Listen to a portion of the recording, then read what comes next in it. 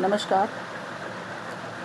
Online classes में जो हमारे बीए सेकेंड ईयर का सेकंड पेपर चल रहा था, चेतना का संस्कार, उसका अगला निबंध है बनाम लाड कर्जन, जिसके लेखक है बाल मुकुंद गुप्त। इसमें लेखक ने ये कहा, जिस प्रकार बनाम लाड कर्जन अपने शासनकाल में स्वप्न देखकर ही सारे कार्य संपूर्ण करते थे। उन्होंने ऐसा कोई भी कार्य नहीं किया जो कि अस्तित्व में ला सके, जिसको कि जनमानस अपने अस्तित्व में उतार सके या उसे याद कर सके। उसी प्रकार उस समय का जो शिव शंभू थे, वो भी अब ऐसे ही बुलबुलों का सपना देखते हैं कि उनके पास बहुत सी सोने की बुलबुल है, उनके घर के चारों तरफ सोने की बुलबुल है, उनके आसपास सब चारों तरफ सोने की बुलबुल है और वो सोने की बुलबुलों के साथ खेल रहे हैं। और जैसे ही उनका जो स्वप्न टूटता है तो उन्हें पता चलता है कि उनके पास कोई भी किसी तरह की कोई बुलबुल नहीं है। उसी प्रकार बनाम लाड कर्जन भी अपने शासनकाल में ऐसे ही स्वप्न देखते और ऐसे ही स्वप्न जनमानस को दिखाते कि चारों तरफ कुछ है, लेकिन वास्तविकता ये होती कि कुछ भी नहीं होता।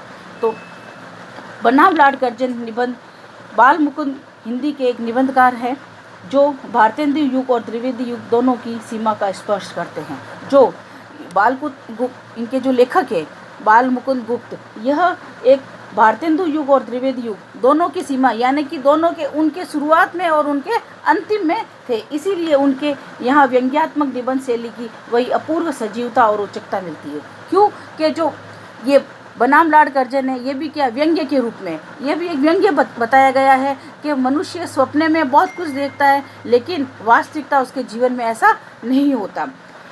भारतेंदु युग की निबंध शैली की सहज प्रकृति है। गुप्त जी के निबंधों का संग्रह बाल मुकुंद गुप्त निबंधावली में संग्रहित है। ये जो इनका निबंध है वो बाल मुकुंद गुप्त की जो निबंधावली नामक पुस्तक है उसमें सम्मिलित है। शिव शंभू के चिट्ठे और खत निबंध संग्रह में संकलित व्यंग्यपूर्ण निबंध भी बगड़े। शिव शंभू के दिवा स्वप्नों के बहाने गुप्त जी ने विदेशी शासन पर खूब फप्तियाँ की। क्यों कि ये इन्होंने व्यंग्य किस पे किया? विदेशी शासक, जो हमारे यहाँ पर विदेशी शासक आए और उन्होंने हमें जो सपने दिखाए, वो इन शिव शंभू के जो चिट्ठे हैं इसमें भी यही दर्शाया गया है कि इनके स्वप्नों की भांति ही उनका शासनकाल भी था। भारतीय जीवन के दयनीय, दरिद्र और अंग्रेज की कुकृत्य दोनों पर ही उनकी दृष्टि थी। क्यों कि जो यहाँ पर विदेशी आए, उनका जो जीवन था वो हमारे जो दयनीय, हमारे लिए जो दुख की बात थी, हमें जो अच्छा लगता था, हमारी जो गरीबी थी, और ये हम इन सभी का जो फ़ायदा उठाकर उन्होंने अपने बुरे सपनों को पूरा करने की कोशिश की। भारतीय पराधीनता की दुखद कहानी कहते हुए निबंधकार भारतीय जनता को नव जागरण का संदेश भी देता है। इसमें वह भारतीय पराधीनता का, भारतीय जब विदेशों के हाथों बंधा हुआ था, उसको बताते हुए उन्हें नव जागरण का कि हमें उन सपनों से कैसे उभर कर आना है, इसका भी संदेश देता है। गुप्त जी के निबंध में अभिव्यक्ति क्षमता, चरम कला, उत्कर्ष पर पहुंच दिखाई देती है। भाषा पर गुप्त जी का असाधारण अधिकार था, क्योंकि जो गुप्त जी ने अपने निबंध में जो भाषा लिखी वह बड़ी ही उच्च कोटि की लिखी, और उसमें एक ही शब्दों में कई अर्थों को बताते हुए भाषा का प्रयोग किया गया। भाषा पर उनकी भाषा बहुत चलती, सजीव, विनोदपूर्ण होती थी। किसी प्रकार का विषय हो, गुप्त जी की लेखनी उस पर विनोद का रंग चढ़ा देती। चाहे कैसा भी विषय उनके पास क्यों नहीं आए, लेकिन गुप्त जी उसे एक विनोद का, हास्य का, व्यंग्य बना ही देते। रामचंद्र शुक्ल गुप्त जी कल्पना के सारे चमत्कारपूर्ण चित्र उपस्थित करने में सक्षम होते। कवि सुलभ कल्पना से उनकी व्यंग्य कथा और भी चमक उठती।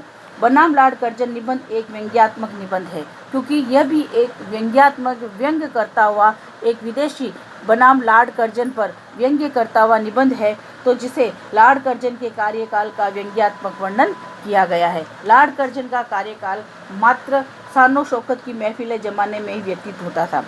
इसमें लेखक ने ये बताया है कि जो लाड कर्जन का जो शासनकाल था वो सिर्फ क्या था, ऐशो आराम का था, महफिल जमाना, आलतू फालतू के कार्य करने की ही शासनकाल था। लाड कर्जन ने अपने 5 वर्षों के कार्यकाल में ऐसा कोई कार्य नहीं किया जिससे कि भारतीय जनमानस की दृष्टि में वह सम्मान का पात्र बन सके, क्योंकि जैसे पहले ही बताया गया कि उन्होंने ऐसा कोई भी कार्य नहीं किया जिसे कि हम सम्मानित रूप से देखा जा सके या उसे याद किया जा सके।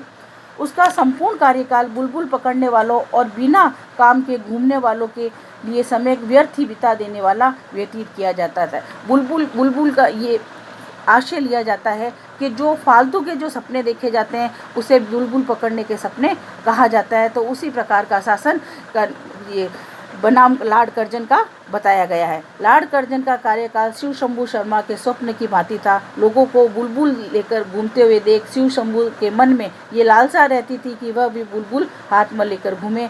एक दिन सोचते सोचते उसे नींद आ गई। स्वप्न में उसने देखा उसके सामने खेल के मैदान में असंख्य बुलबुलें उड़ रही है। वह इतनी ऊंचाई पर भी नहीं थी कि वह उन्हें पकड़ा नहीं जा सके। शिव शंभू उन बुलबुल के पास चला जाता है। इतनी बुलबुल देखकर वह सोचता है ये बुलबुलें यहाँ कैसे आ गई। ध्यान से देखने पर उसे दिखाई देती है कि उस मैदान के पास एक सुनहरा बगीचा है जहाँ असंख्य सुनहरी बुलबुलें उड़ रही है। वह एक सुनहरा महल भी है जिस सुनहरे कलश लगे हैं उन पर असंख्य बुलबुलें बैठी है। वह उन्हें पकड़ने के लिए कलशों पर चढ़ता है। इतने में सुनहरी महल आकाश में उड़ने लगती है। एक बार तो आकाश में महल के साथ उड़ने पर शिव शंभू को प्रसन्नता होती है। मतलब शिव शंभू जब किसी के हाथ में बुलबुल देखता है तो उसे स्वप्न में ऐसा लगता है कि उसके आसपास भी जो सोने का बगीचा है वहाँ बहुत सारी सोने की बुलबुलें हैं। वहाँ के जो सोने के गुम्मट है उस पर भी बुलबुलें बैठी है। यहाँ तक कि जब वो बुलबुलें उड़ने लगती है तो वो बुलबुलों के साथ स्वयं भी उड़ने लगता है।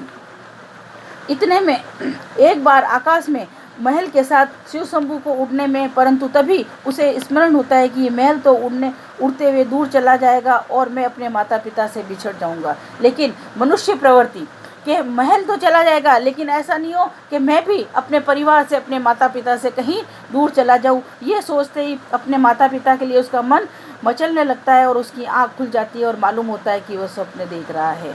मनुष्य की जब हकीकत सामने आती है तो उसकी सपने की दुनिया दूर हो जाती है और उसकी जो हकीकत है वो उसके सामने आकर खड़ी हो जाती है। और फिर उसका मन अदम्य लालसा से वह स्वप्न को पूरा होने लगता है। लेकिन वह फिर चाहता है कि वो वापस सोए और वापस वो सपना देखे, लेकिन ये संभव नहीं हो पाता। इसी प्रकार भारत आने से पूर्व लॉर्ड कर्जन ने भी भारत में उच्च पदासीन होने पर का स्वप्न देखा। इसी प्रकार लॉर्ड कर्जन ने भी एक सपना देखा कि मैं भारत पर राज करूंगा और राज भी उच्च पद पर आसीन होकर मैं राज करूंगा। लेकिन उसका ये सपना कभी पूर्ण नहीं होता। वायसराय बनकर भारत आया, परंतु उसने अपने कार्यकाल के 5 वर्ष में सिर्फ नुमाइश कार्य करने में बिता दिए। वह एक वायसराय बनकर एक उच्च पदाधिकारी बनकर भारत तो जरूर आया, लेकिन उसने 5 साल के कार्यकाल में सिर्फ ऐशो आराम के अलावा कुछ ऐसा कार्य नहीं किया जिसको कि जनता याद कर सके और उसे आगे बढ़ा सके। निरह दरिद्रता और दीन प्राणियों की व्यर्थ ही क्रोध पर व्यतीत किया और इससे लोगों के मन में उन लोगों के मन में दीन भावना ही पैदा हुई और यहाँ तक कि वो किसी के भी काम करने के योग्य नहीं रहा, जिससे कि भारतीय जनमानस के हृदय में वो अपना उच्च स्थान भी नहीं बना सका। और उस कारण वो भारतीय जनमानस में, भारत के भी लोगों के बीच में भी, उनके मन के बीच में, उनके हृदय में भी अपनी जगह नहीं बना सका। कर्जन ने अपने शासनकाल में खूब दरबार सजाए, खूब राजा महाराजों की सलामियाँ ली। उन्होंने सिर्फ अपने दरबार को ही सजाया और वहाँ पर जो यहाँ के राजा थे उनको बुलाकर और उनकी सलामियाँ ली, उनकी वाहवाही लूटी। इसके अलावा उन्होंने जनता के लिए कोई भी कार्य नहीं किया। कर्जन ने अपने शासनकाल में हाथी को सुनहरे झूले, सोनों के होंदे लगवाकर, छत्र धारण कर उस पर सवार हुए, जुलूस निकलाए, परंतु ये सारे ठाट बाट साजो सामान किराए के थे। हाथियों की सजावट का सामान भी जिसका था उसके पास चला गया। सारा सामान साबियानी लगाने दिखावे के लिए गुजर गया, लेकिन उसके ये सारे सामान उसके स्वयं के नहीं थे, किराए के थे। यानी कि मनुष्य अगर सपना देखता है तो सपना उसका खुद का नहीं होता। सपना कभी उसका पूरा हो सकता है जब मनुष्य हकीकत में, असल में कोई अच्छा कार्य करता है, तभी उसके सपने उसके खुद के हो सकते हैं, वरना वो कभी भी उसके सपने उसके खुद के नहीं हो सकते। और आने वाले समय में ऐसा हुआ कि वो सारा जो किराए का जो सामान था वो भी चला गया और उसका जो पैसा था वो भी सारा लूट गया और उसका सपना एक सपने के रूप में ही रह गया। जिस पद पर कर्नल आरूढ़ था वह उसका पैतृक पद नहीं था, वह पद तो भाग्य के द्वारा प्राप्त हुआ था, क्योंकि वो पैतृक पद नहीं था, पिता के द्वारा, यानी कि एक पीढ़ी से दूसरे पीढ़ी से जो परिवर्तित पद था वो नहीं था, बल्कि लिया हुआ पद था। और लिया हुआ पद तभी लेना संभव है, तभी उसे लंबे समय तक रखना संभव है जब मनुष्य कोई अच्छा कार्य करता हो। अगर अच्छा कार्य नहीं करता है तो वो उसके लंबे समय के लिए उसके पास नहीं रह सकता। वह चाहता तो इस पद की शक्ति भारत में सुधार कार्य करवाकर दीन दुखियों की सेवा कर अपने जीवन को सार्थक कर सकता था। अगर वो उसे लंबा चाहता तो यहाँ के जो दीन दुखी है, भारत के जो गरीब लोग हैं, जो आवश्यकता की आपूर्ति करने वाले हैं, ऐसे लोगों की सहायता करके वो अपने पद को लंबा बना सकता था। लेकिन वह सेवा भाव उसके स्वभाव में नहीं था, लेकिन ऐसा करना उसके स्वभाव में नहीं था। इसीलिए उसने पुण्य कमाने के स्थान पर ऐशो आराम में 5 वर्ष व्यतीत कर लिए। इसीलिए उन्होंने पुण्य कमाने के लिए ऐशो आराम में ही अपना जीवन काल व्यतीत कर दिया।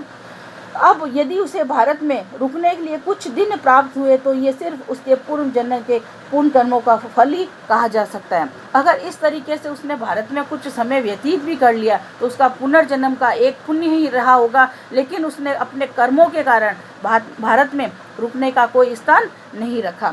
लॉर्ड कर्जन में मानसिक दृढ़ता की कमी थी, इस कारण वह भारत में कुछ भी कार्य नहीं कर सका। क्यों? कि जब तक मनुष्य की जो मानसिक सोच है वो दृढ़ नहीं होगी कि मुझे ये कार्य करना ही है, तब तक मनुष्य कुछ भी नहीं कर सकता। और यही कमजोरी कर्जन के कारण होने के कारण वो भारत में ज़्यादा लंबे समय तक नहीं टिक सका। समय की नजाकत के अनुसार उसे कुछ न कुछ कार्य ऐसा करना था जिसे वह भारतीय की श्रद्धा का पात्र बन सके। समय जो मनुष्य के जीवन में जो समय आता है, उस समय के अनुसार अगर हम कार्य करते हैं तो हम किसी के दिल में, किसी के हृदय में जगह बना सकता है। और लॉर्ड कर्जन ने ऐसा कोई कार्य नहीं किया जिससे कि वो भारतीयों के मन में जगह बना सके और वह उनके श्रद्धा का पात्र बन सके। इसके विपरीत उसने अपने पद के अभिमान में विक्टोरिया मेमोरियल हॉल का निर्माण करवाया, परंतु उस हॉल में साधारण व्यक्तियों का प्रवेश भी वर्जित कर दिया। लेकिन अपने घमंड में ही उस समय उसने विक्टोरिया मेमोरियल हॉल बनवाया और लेकिन उस हॉल में आम जनता को आने पर रोक दिया। मनुष्य को आगे बढ़ने के लिए अपने बराबर के नहीं बल्कि अपने से छोटे व्यक्तियों का साथ देंगे तब वो मनुष्य आगे बढ़ता है। जब हम अपने से छोटे व्यक्तियों का साथ नहीं देंगे तो हम आगे कभी भी नहीं बढ़ेंगे, क्योंकि बराबर वाले हमेशा एक दूसरे की टांग खींचने में रहते हैं, एक दूसरे का अपमान करने में रहते हैं, एक दूसरे का वर्चस्व गिराने में रहते हैं। और यही काम लॉर्ड कर्जन ने किया कि उसमें जो साधारण व्यक्ति है उनके प्रवेश पर रोक लगा दी और इसी कारण सिर्फ चंद पेट भरे हुए अमीरों के लिए दर्शनीय स्थल बनकर रह गया। वो कुछ अमीरों के लिए, और वह हो सकता है अपनी लालसा के अनुसार वहां जाना बंद कर दे। इससे उसे व्यर्थ कार्यों में धनराशि नष्ट कर दी और आने वाले समय में ऐसा हुआ कि उसने जो धनराशि व्यस्त की उसका वापस उसको परिपूर्ण भी नहीं मिला। नुमाइश में अपने अमूल्य समय बर्बाद कर दिया। उसने अपना जो अमूल्य समय था, उसके जो समय मिला था जिसमें कि वो अपने भविष्य को बना सकता था, उसमें उसने सारा समय और धन को नष्ट कर दिया। वह समय अब निकल चुका है, पीछे कुछ गुजर करने के लिए और समय शेष नहीं रहा और धीरे धीरे वो समय उसके हाथ से मिट्टी की तरह फिसलता गया। लॉर्ड कर्जन ने भारतीय जनमानस में अपनी स्मृति को जीवित रखने के लिए अपने धातु की मूर्ति बनवानी चाहिए। यहाँ तक कि लॉर्ड कर्जन ने अपने आप को जीवित बनाने के लिए मूर्ति बनानी चाहिए। आज हम जिन भी महापुरुषों की मूर्तियाँ बनाते हैं उनको यादगार के लिए लगाते हैं, जिस जगह भी लगाते हैं उसको महज एक दिन के लिए ही माना जाता है, बाकी पूरे 364 दिन पूरे वर्ष उस पर जानवर ही बैठते हैं और यहाँ तक कि उसको जानवर ही गंदा करते हैं। तो वही कार्य लॉर्ड कर्जन ने का चाहा कि अपनी मूर्ति को वहाँ पर बनवा कर लगाई जाए, परंतु मूर्ति की स्थापना उस गरीब भारत देश में करना संभव नहीं था। धातु की मूर्ति सिर्फ धन के ढेर पर बनकर रह जाती, किसी के काम की नहीं रहती। लेकिन वो धातु की मूर्ति खाली एक धन लगाकर बन जाती, लेकिन वो लोगों के किसी के भी कोई कार्य नहीं करती। जिसकी जीविकापार्जन नहीं हो सकती, किसी को भी वो जीविकापार्जन जीवन चलाने के लिए वो सार्थक नहीं हो पाती। ये मूर्ति केवल पक्षियों के विश्राम स्थल पर मल त्याग का स्थान बनकर रह जाती है। जिस तरह अभी कुछ समय पहले मैंने बताया कि मूर्ति किस लिए बन जाती कि हम मात्र एक दिन, जिस दिन उसकी वो स्थापना दिवस है या जिसकी मूर्ति है उसका जन्म दिवस है, उस दिन उस मूर्ति को धोया जाएगा, सजाया जाएगा, उसकी साज संवार की जाएगी, लेकिन पूरे वर्ष वो पक्षियों के बैठने का एक स्थान मात्र बन जाएगी। यहाँ तक कि धीरे धीरे पूरे साल में उस मूर्ति को वो पक्षी अपने मल त्याग के द्वारा इतनी गंदी कर देंगे कि उसकी वास्तविक शक्ल भी दिखना बंद हो जाएगी। मूर्ति स्थापना करने की इतनी ही लालसा लॉर्ड कर्जन के हृदय में भी थी। लॉर्ड कर्जन की विक्टोरिया की भारतीय जनमानस के हृदय में अपनी श्रद्धा रूपी मूर्ति स्थापित करता तो वो उसके लिए भलाई का कार्य होता। लेकिन यही वह धातु की मूर्ति नहीं बनाकर बल्कि उसके श्रद्धा रूपी मूर्ति बनाता तो उसके लिए वो अच्छा कार्य होता। लेकिन